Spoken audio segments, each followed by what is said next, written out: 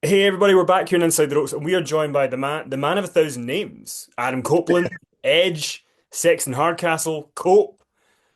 A lot of names, but Adam, Adam Impact, Damian Stryker once upon a time. plenty of names, plenty of names. How are you? Good. How are you? I'm good. I'm good. You're on top of the world in wrestling as always, and just come off this, series of matches with Mox. How are you feeling about it? I feel good. Kind of my goal with that was to like the thing with the Death Riders. I don't think anybody really wanted to hate Moxley, and because he was such a tried and true the kind of baby face like a Dusty Rhodes type of baby face, like he's the common man, he's the glue kind of thing. So when you want to try and turn an audience on that, it can be difficult.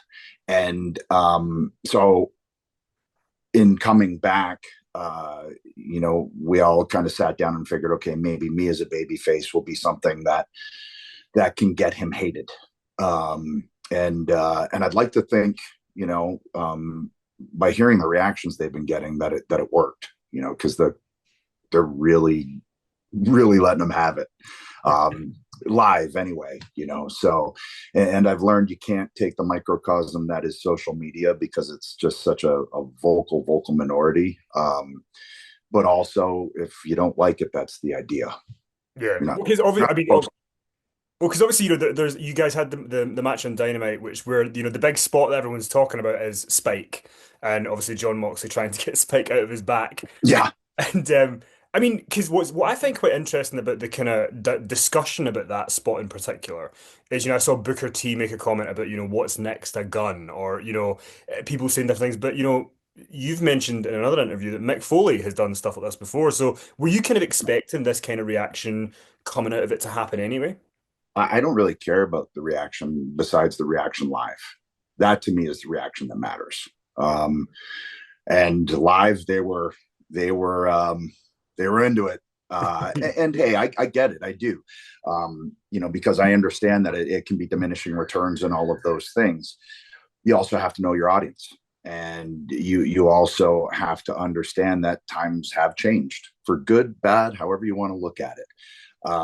And I've like to think I've always been a proponent of understanding that things do change, and it's going to be more athletic now, and it's going to be more violent now, and it's going to be just naturally things tend to get more as time goes on. um I mean, you look at, just say, the internet, and I remember dial up, and now there's AI. Things change. I mean, that's just the nature of life. That's the nature of the world. So I don't really factor in, how people react after the fact. I just know live, they're into it. And that's my job. And that's how I gauge things, is live. And how have you kind of adapted? You've been in AEW since October 2023. How have you kind of adapted to, like you say, things changing, things getting more athletic, getting more violent? How's that adaptation been for you? I think more than anything is trying to incorporate a little bit of all of it, and also understanding it's like, okay, I can't do any of the flips or or a lot of the high flying, but I know how to incorporate it for somebody else and work it into my style. So I think that's more than anything. It's like kind of just trying to be a hybrid of a lot of different things, and going, okay, got a street fight this week, got it. Okay, got a technical match next week, okay, got it. Want to throw some lucha libre in there? Okay, I can get back into my earlier days and try some of that stuff too. So it's been a lot of fun. Not to reinvent, but just to kind of go back and do some of the stuff that I hadn't done in a long time. And I kind of set a challenge for myself to try a move I've never done before in each match. Just just because, just from myself, really, to go, oh, okay, that was pretty cool. There's another move in the belt.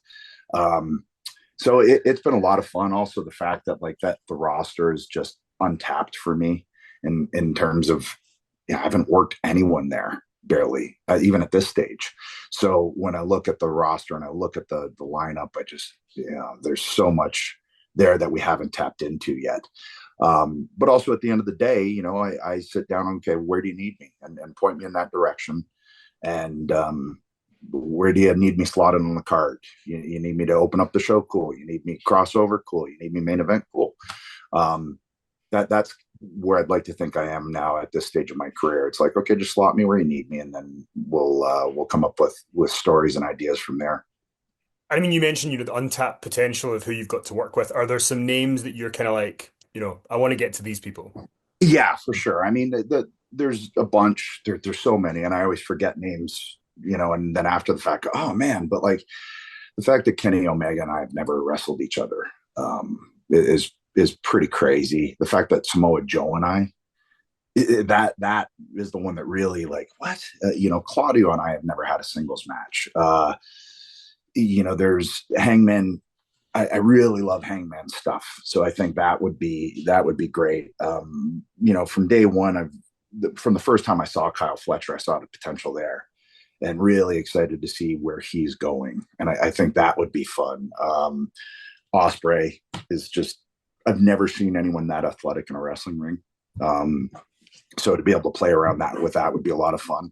I've never wrestled Ricochet, Swerve, and Swerve and I go back. So there's so many names there, and what's cool too is like even though they've been around, been all of those names, even Samoa Joe, I've been around like 10 or 20 years longer.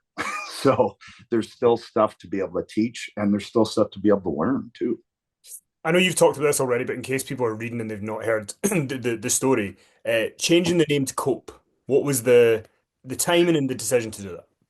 Well, it was coming back, and I thought, well, I'd been wanting to shorten it anyway because when I'd hear Justin announce it, the rated R superstar Adam Copeland, I was like, man, that's like a paragraph, like it's at least two sentences. So I just thought, shortening it might just be easier in terms of marketing, in terms of if you're looking at a poster or any of those things. Um, People jump to the conclusion that I'm like no longer Adam Copeland. That's not the case. It's like it's still Adam Copeland, but it's Cope, and I've been called Cope by my friends for like 45 years. So for me, it's not that weird. It's just what everybody already calls me anyway. Um, so we put it on a t-shirt, and it looks better than the rated R superstar Adam Copeland. That was really all there was to it. I like in wrestling when you watch something, you see a moment happen that you don't think is going to be more than what it is. And the thing I'm talking about is at Grand Slam Australia, you're coming out for your match and they're singing your song and they're singing your song and they're singing your song. And it just kind of pans into you. And it was just this really cool moment. What was kind of going through your mind at that point? So I had gone out the day before just to try and get some fresh air and see Australia because I knew I hadn't been there in a while. I didn't know how long until I was walking around and running into people, and everybody's super friendly, and we're taking pictures and all that stuff. And this one guy goes, you haven't been here in 17 years." I was like, "Oh, that's a long time. Wow." And chances are it's probably my last time here. And I think people, especially when you don't get to them often, understand kind of how finite this is. It's not going to keep going. The fact that I've lasted 5 years is way beyond what I thought it was going to be. I figured maybe I had 2, 3 in me. Um, so I think that's what that reaction was. It's, hey, we grew up watching this guy. We haven't seen him in 17 years. He's not even supposed to be doing this, but he is. Let's enjoy it. And when you get that kind of communal experience, man, it's just so much fun. It's like I equate to like going to a concert, and if you're a singer, and let's say you're in Brazil, right, and you're Eddie Vedder, and the song is sung back to you in your language from a crowd of people in a different language. That's not the case with Australia, obviously, but it's just that feeling of we're all in this thing together, and it's really fun, and it's a celebration. It's a celebratory thing. And the lyrics to that song too, another chance to feel alive. It's like I feel that every time I hear it because it really does sum up this second chapter of my career. And I think our wrestling audience understands that because they know the story. They know the real story of Adam struggling to get this thing back. I mean, heck, the last time I saw you, this was not in the cards, yet here we are 5 years later. And it still kind of blows my mind sometimes. So for me, this whole thing has been a success the minute I stepped out at the Royal Rumble. That at that point it was already a success because I wasn't supposed to ever do this again. So that challenge got conquered, and that was the biggest one. Now the rest of this is just it's the icing on the cake. Well, because when you had to retire the first time, and you had, you've talked about it in documentaries and all this stuff, but how you had to kind of figure out what to do next, and you spent a lot of time doing acting, and Yeah. you were doing you and Kelsey Grammer, still a great kind of meeting of two different things that I love. There's so many things, but when you get the Emmy nomination, like that's got to be one of those like kind of validation moments of how hard you've worked in this other craft as well. How did you feel when you kind of got the news? I was sitting right here and talked to my manager, and I've always said like I'm not an actor. It's cool, it's awesome, it's fun, but I don't want to take away from proper actors. That was always the mentality, the self-deprecating mentality with it. So when I got this news, it was, so do you consider yourself an actor yet? Because you're nominated for an Emmy. I was like, I guess I need to sit down with this and maybe finally accept that. Yeah, I'm an actor too. Uh, so it was something I never expected ever. Like I just never thought an Emmy nomination would be in the cards. But here we are, and Beth was funny because she told me way back when I first started that this would be the case. She called it, and I was like, "Well, yeah, you're biased. You have to say that." And she goes, "No, I don't. But I told you so. Not congratulations. It was I told you so." But it's just awesome, to when I got the role for Aries for Percy Jackson, like I didn't understand exactly the scope of that world. Like I knew it was big, but when the books were being released, I was on the road like 250 days a year. So anything that happened pop culture wise at that point, kind of the blinders were on, and I missed all of it. So um, I get my roles the old fashioned way. I audition for them. It's not through the company, or it's not through this, or it's not, Adam Edge Copeland. It's Adam Copeland. And I got these roles on my own. And then once I got them, my goal has always been to make it more, because a lot of the times I've been brought in as, okay, it's just this small storyline. And that happened with Haven, and it happened with Vikings, to where they then started to write more for the character. And I was like, okay, then I must be doing something right. Let's just keep rolling with this.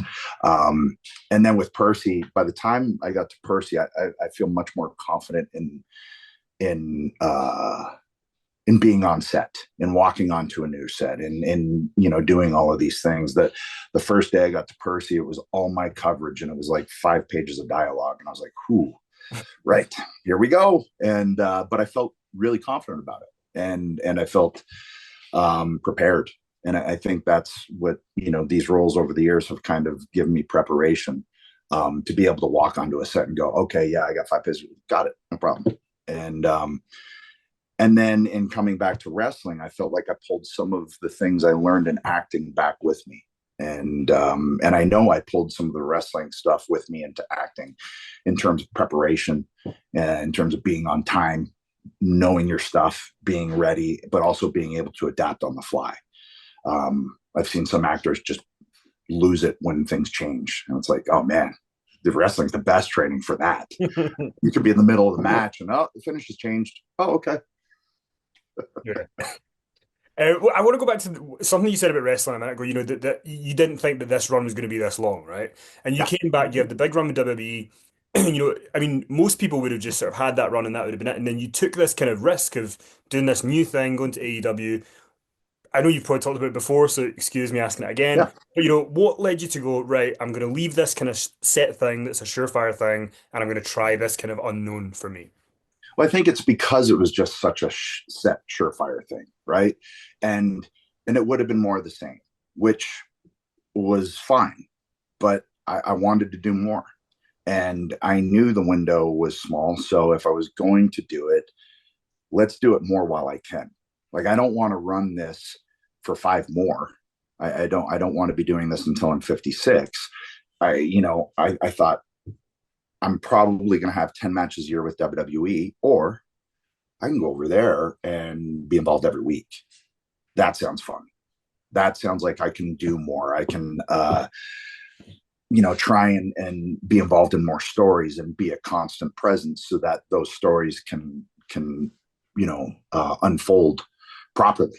Um, because that was a lot of the thing too with WWE. It just became, okay, I'm in a year-long program with Judgment Day, but then they'd write me off for 3 months, and then, okay, here I'm back again. And, it just, it's a lot of stop start. And I know the goal was to keep the character of Edge special, and I appreciate that. I do, but I also understand, like, we don't got much more time doing this, so I want to get in with as many people as I can, and have fun.